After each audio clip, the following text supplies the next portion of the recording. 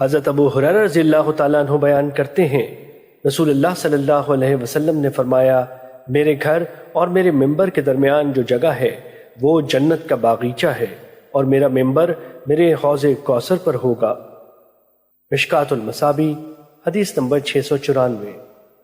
حضرت ابن عمر رضی اللہ تعالیٰ عنہ بیان کرتے ہیں، نبی صلی اللہ علیہ وسلم ہر ہفتے کبھی پیدل اور کبھی سواری پر مسجد قباء تشریف لے جایا کرتے تھے اور وہاں 2 رکعتیں پڑھا کرتے تھے۔ مشکوٰۃ المصابیح حدیث نمبر 695۔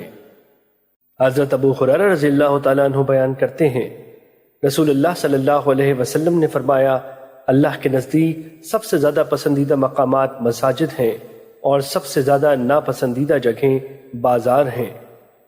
مشکوٰۃ المصابیح حدیث نمبر 696۔ حضرت عثمان رضی اللہ تعالیٰ عنہ بیان کرتے ہیں، رسول اللہ صلی اللہ علیہ وسلم نے فرمایا، جو شخص اللہ کی رضا کی خاطر مسجد بناتا ہے تو اللہ اس کے لیے جنت میں گھر بناتا ہے۔ مشکوٰۃ المصابیح حدیث نمبر 697۔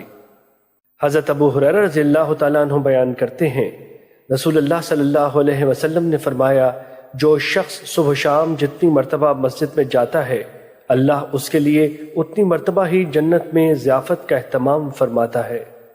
مشکوٰۃ المصابیح حدیث نمبر 698۔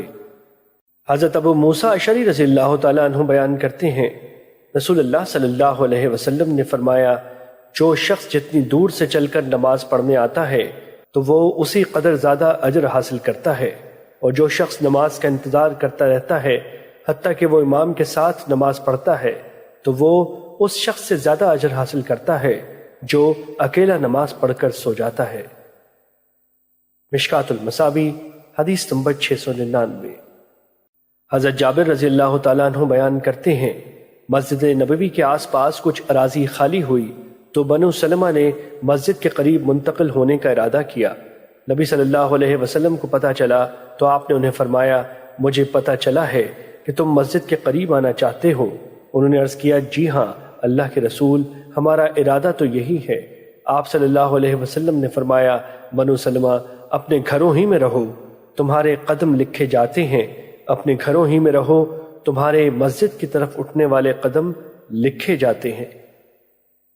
مشکوٰۃ المصابیح حدیث نمبر 700۔ حضرت ابو ہریرہ رضی اللہ تعالیٰ عنہ بیان کرتے ہیں، رسول اللہ صلی اللہ علیہ وسلم نے فرمایا، 7 خوش نصیب ایسے ہیں جنہیں اللہ اپنا سایہ نصیب فرمائے گا، جس روز اس کے سائے کے سوا کوئی سایہ نہیں ہوگا۔ عادل حکمران، وہ نوجوان جو اللہ کی عبادت میں فرمان چڑھا، وہ آدمی جس کا دل مسجد کے ساتھ معلق ہے، جب مسجد سے نکلتا ہے تو وہ مسجد سے لا تعلق نہیں رہتا حتیٰ کہ وہ وہاں لوٹ جاتا ہے۔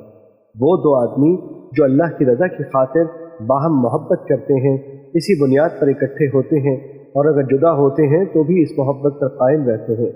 وہ آدمی جس نے تنہائی میں اللہ کو یاد کیا تو اس کی آنکھیں اشک بار ہو گئیں۔ وہ آدمی جسے حسب و جمال والی دوشیزہ نے برائی کی دعوت دی تو اس نے کہا، میں اللہ سے ڈرتا ہوں۔ اور وہ آدمی جس نے جو صدقہ کیا اس نے اسے اس قدر مخفی رکھا حتیٰ کہ اس کے بایاں ہاتھ نہیں جانتا کہ اس کے دائیں ہاتھ میں کیا خرچ کیا ہے۔ مشکوٰۃ المصابیح حدیث نمبر 701۔